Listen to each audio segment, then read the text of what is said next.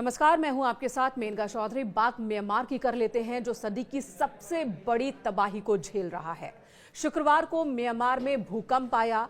भूकंप के बाद कई आफ्टर शॉक भी आए और उसकी वजह से म्यांमार में हर तरफ तबाही ही तबाही देखने को मिल रही है। और इसी बीच जो आंकड़े सामने आए हैं मृतकों को लेकर, सरकारी आंकड़ों की बात करें तो 1644 लोगों की अभी तक मौत हुई है, 3400 लोग जख्मी हैं, हजारों लोग लापता हैं। इन सब के बीच जो सबसे ज्यादा चिंता वाली बात है कि यूएस जियोलॉजिकल सर्विस की रिपोर्ट के मुताबिक उनका जो रिसर्च कह रहा है कि म्यांमार में 10,000 से ज्यादा लोगों की मौत हुई है। जब आंकड़े पूरी तरह से साफ होंगे तो मौतों का आंकड़ा है वो हर तरफ मातम फैला देने वाला होगा। इस वक्त म्यांमार की स्थिति की बात की जाए तो एक तरफ शव हैं जिनके अंतिम संस्कार की प्रक्रियाएं चल रही हैं, दूसरी तरफ अस्पतालों में घायलों की संख्या बढ़ती जा रही है और तीसरी तरफ संसाधनों की कमी से जूझ रहा है म्यांमार। और इतनी ज्यादा कमी है, इतनी ज्यादा परेशानी है कि मलबे के अंदर लोग दबे हैं, उन्हें निकाला नहीं जा पा रहा है। और जैसे जैसे वक्त बीत रहा है, जो लोग मलबे में दबे हैं उनके बचे रहने की संभावनाएं कम हो रही हैं। और जाहिर सी बात है, ये बहुत ही भयावह स्थिति है।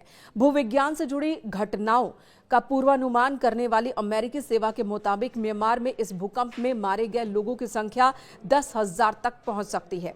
एजेंसी ये भी कह रही है कि म्यांमार को अपनी जीडीपी से भी ज्यादा नुकसान इस वक्त झेलना पड़ सकता है। यानी कि म्यांमार में जितनी जीडीपी बीते वर्ष म्यांमार सरकार ने रखी थी, जो आंकड़ा था, उससे ज्यादा का नुकसान सिर्फ एक भूकंप की वजह से म्यांमार को हो रहा है। भारत, चीन, मलेशिया, थाईलैंड जैसे तमाम देश हैं जो कि म्यांमार की मदद के लिए आगे आए हैं। भारत की अगर बात की जाए तो न सिर्फ राहत सामग्री भेजी जा रही है, अब तक 60 टन राहत सामग्री भेजी जा चुकी है म्यांमार भारत की ओर से। वहीं पर वहां पर बड़ी संख्या में हमारे सैनिक भी मौजूद हैं जो अपनी सेवा दे रहे हैं, मलबे से लोगों को निकालने के काम में जुटे हैं, अस्पतालों में लोगों को सेवा दे रहे हैं। और ऐसे 116 सदस्य हैं, बताए जा रहे हैं कि वो भारत की ओर से वहां पर मूवमेंट वाले हॉस्पिटल्स में मदद कर रहे हैं, फील्ड हॉस्पिटल में। वहीं प्रधानमंत्री नरेंद्र मोदी ने सैन्य प्रमुख से बात की, हर संभव मदद का भरोसा दिया। विदेश मंत्री एस जयशंकर लगातार म्यांमार के संपर्क में हैं, उन्हें जो भी जरूरत लग रही है, जो मदद भारत पहुंचा सकता है, वो मदद पहुंचा रहा है। चीन की ओर से भी $13 बिलियन से ज्यादा की मदद की गई है। अलग अलग देश म्यांमार के समर्थन में उतर आए हैं, लेकिन म्यांमार में हर तरफ तबाही का मंजर है। शुक्रवार को भूकंप के झटके महसूस किए जाने से पहले म्यांमार में जो माहौल था वो बिल्कुल अब विपरीत है। हालांकि इससे पहले म्यांमार में एक और टेंशन थी। अब घरेलू कलह की वजह से, शीत युद्ध की वजह से म्यांमार लंबे वक्त तक परेशान रहा। और अब जब स्थिति वहां राजनीतिक तौर पे थोड़ी थोड़ी स्थिर होने लगी थी तो भूकंप ने शताब्दी पीछे ढकेल दिया विकास के मामले में म्यांमार को, और उससे उबरने में सालों लग जाएंगे म्यांमार को।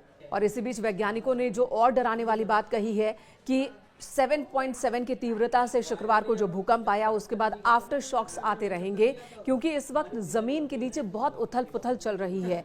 तो म्यांमार के नीचे और भारत के नीचे जो प्लेट्स हैं वो बार बार टकरा रहे हैं, जिसकी वजह से भूकंप के झटके महसूस किए जा रहे हैं म्यांमार, थाईलैंड, चीन और भारत, इस पूरे एरिया में, जिसका असर आने वाले दिनों में भी देखने को मिलेगा।